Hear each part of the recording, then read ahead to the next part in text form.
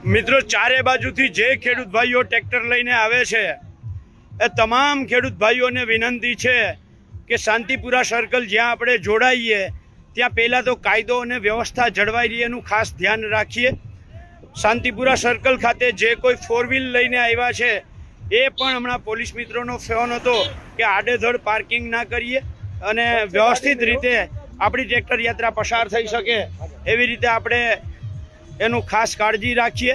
અત્યારે લગભગ 500 થી 600 ટ્રેક્ટરો સૌરાષ્ટ્ર ઉત્તર ગુજરાતનો અડધો ભાગ બધા મળી અને અત્યારે અહીંયા વિરમગામ ચોકડીએથી 500-600 ટ્રેક્ટરો લઈ અને લાલજીભાઈ, મહેશભાઈ, ગીતાબેન, જીતુભાઈ, કિશોરભાઈ, નેહુલ, આખી ટીમ જે છે આ ટીમ અત્યારે અહીંયાથી પ્રસ્થાન કર્યું છે।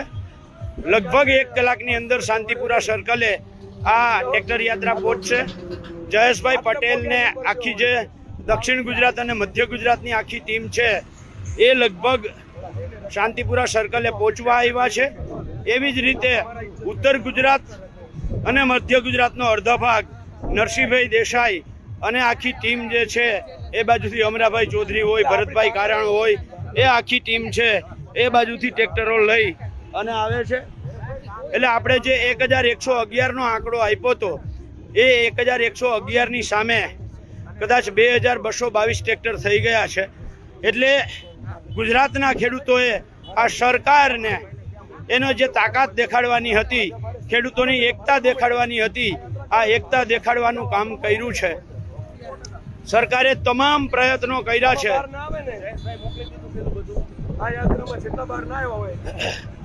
આ સરકારે તમામ પ્રયત્નો કરવા છતાં ખેડૂતો રોકાયા નથી અને આપણે શાંતિપૂર્ણ રીતે જવું છે। આપણે ક્યાંય કરતા ક્યાંય કોઈના ઉશ્કેરાટમાં આવવું નથી।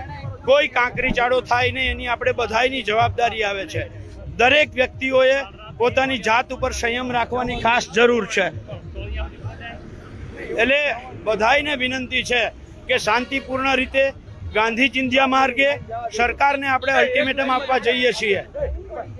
સરકારને આપણે અલ્ટિમેટમ આપવા જઈએ છીએ અને જો નહીં સમજે તો આવનારા દિવસોમાં આપણે પદયાત્રા કરવી પડે તો પદયાત્રા, ઉપવાસ આંદોલનો કરવા પડે તો ઉપવાસ આંદોલનો અને સાથે મળીને આવતી 15મી ઓગસ્ટ જ્યારે રાષ્ટ્રધ્વજ ફરકાવવાનો હોય ત્યારે આખા ગુજરાતના ખેડૂતો એક સાથે એક જગ્યાએ એક મંચ ઉપર ભેગા થઈ અને રાષ્ટ્રધ્વજ ફરકાવી અને સરકાર પાસે પોતાની માંગ જે છે એ મંગાવવા માટે નહીં, ત્યારે આપણે આપણો હક લેવા માટે સરકાર સામે રાષ્ટ્રધ્વજ ફરકાવીને બેસી જવું પડશે। તો બેસવાની પણ તૈયારી છે।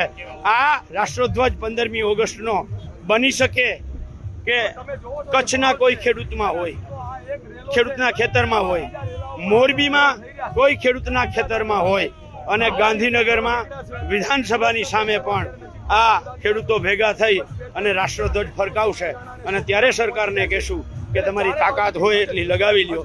અમે ગુજરાતના ખેડૂતો છીએ, અમે ગાંધી સરદારના વંશજો છીએ, અમે અહિંસામાં માનનારા છીએ, અહિંસાની તાકાતને ઓળખનારા છીએ।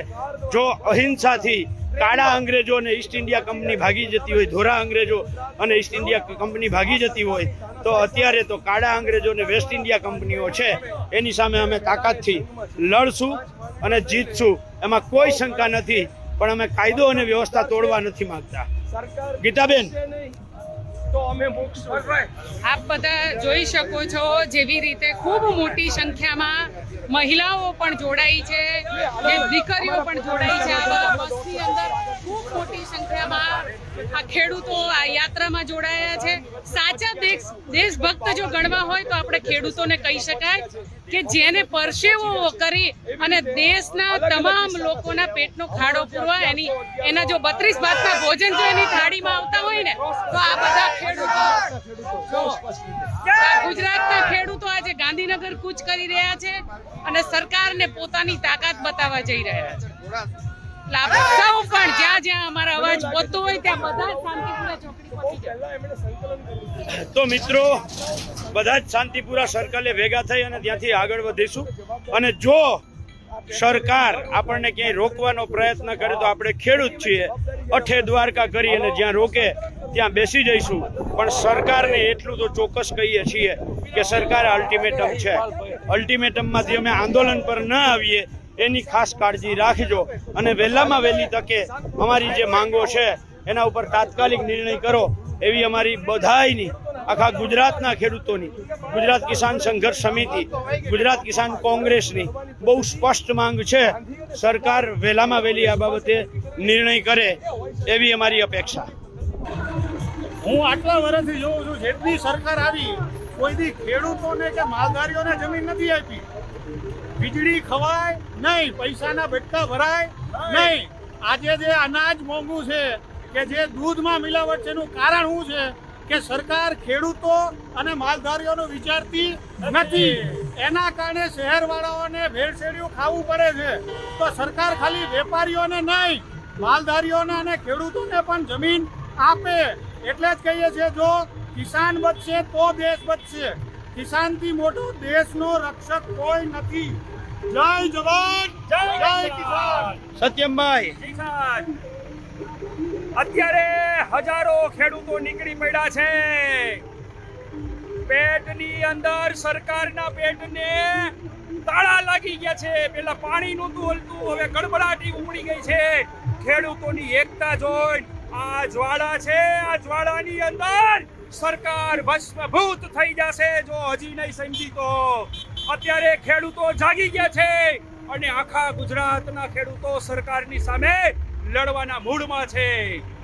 જ્યારે જગતનો તાત જાગે ત્યારે સૂટ બૂટ વાળા લૂંટારાઓ ભાગે.